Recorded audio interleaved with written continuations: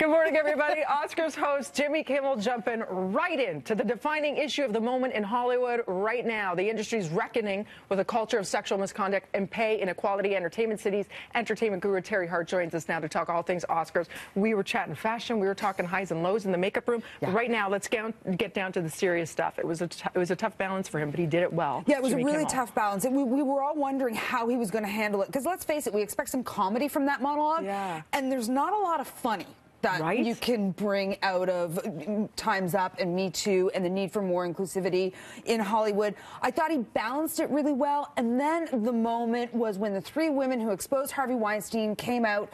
We had Ashley Judd, we had Annabella Sciorra, and we had Salma Hayek.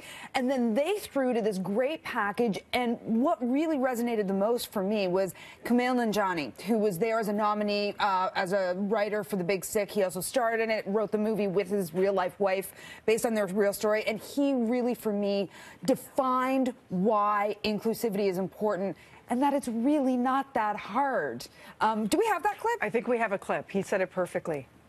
Some of my favorite movies are movies by straight white dudes about straight white dudes. Now straight white dudes can watch movies starring me, and you relate to that. It's not that hard. I've done it my whole life. Love the way he said it, so frank. And yeah, it should be that cut and dried. It should be that black and white. Let's talk about Frances McDormand, who also furthered the movement. Yeah, I loved, there was somebody, the jet ski, I know we talked about the jet ski moment, and somebody thought that Frances McDormand might get on stage for her speech when she won and just say, jet ski out. But she didn't. She used the moment to have a moment, and she asked all of the female nominees of the night to stand up with her, rallied around Meryl Streep to make sure that everybody did. They did, and what everybody was talking about was how shockingly few women stood up, because there are still shockingly so few female nominees at the Academy Awards. She also mentioned the inclusion rider. Inclusion rider. Twitter went nuts with everybody saying, what's an inclusion rider? Basically, it means that A-list celebrities, people who are on the top 3 lines, can have in their rider, which they have for things they need in their green room, that other character actors, other actor roles are well represented through gender, race, sexual orientation, so that they are leading this path. And making sure it happens as part of them signing on, because their face is the blockbuster, right? Yeah. So let's talk about Seacrest. There's much debate. I think he should have just sat back. Yeah, well, I mean, it proved last night that it is a problem for him and it is a problem for E. When not one of the best actress nominees stops to talk to E, which arguably is the red carpet show that most people are watching, they have a problem on their hands. We also saw that way more use of the panel, the kind of secondary position, secondary camera than Seacrest.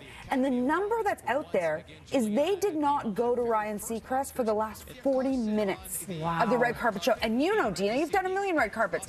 That's when the A-listers are there. That's when they're coming and walking the carpet. So I think they've got a real problem on their hands. And he is really an A-lister himself, and that's why he usually thrives in that role. He is their actual friend. He is actually on their level. They hang. He's a big mover and shaker. So for them to say, no, we're not coming to you, and the whole reason why they have him is for that access, it's bad. And he owns so much of what E produces. He owns all those Kardashian series. He owns part of Dick Clark Productions. This is not just the guy on the red carpet. He is a movie and entertainment mogul. Yeah. So it's going to be interesting how this plays out. I'm sure there are lots of meetings happening today. And you know what I heard? What? They had a 30-second delay on his camera. Just in case something was said. Just in case somebody said something like Deborah Messing. Remember Deborah Messing at the Golden Globes? To cover them, right, because it was so awkward. But that's what people want to see. Really quickly, there was some really great news last night. Jordan Peele made history, Best Original Screenplay Oscar, which was in About Time, and you said you were happy. I was so happy to see Jordan Peele win that. Of course, Get Out was, to me, the story going into the Academy Awards. A genre movie that got all this love, and deservedly so. If you're worried, if you haven't seen it, you think it's horror, it's not. It's way beyond a horror movie. I love Daniel Kaluuya in that jacket, by the way. So good. Yeah, so great. So great. So Jordan Peele, he, as you said, first African-American male to win in this category. I was thrilled to see it win, and I gasped watching the show last night because I thought it could have been a game changer. Yeah. The best picture race was really between three movies: Shape of Water, Get Out, and then what was the third? Oh, Three Billboards Outside of Ebbing, Missouri. And of course, Shape of Water won. Props to every Canadian who worked on that.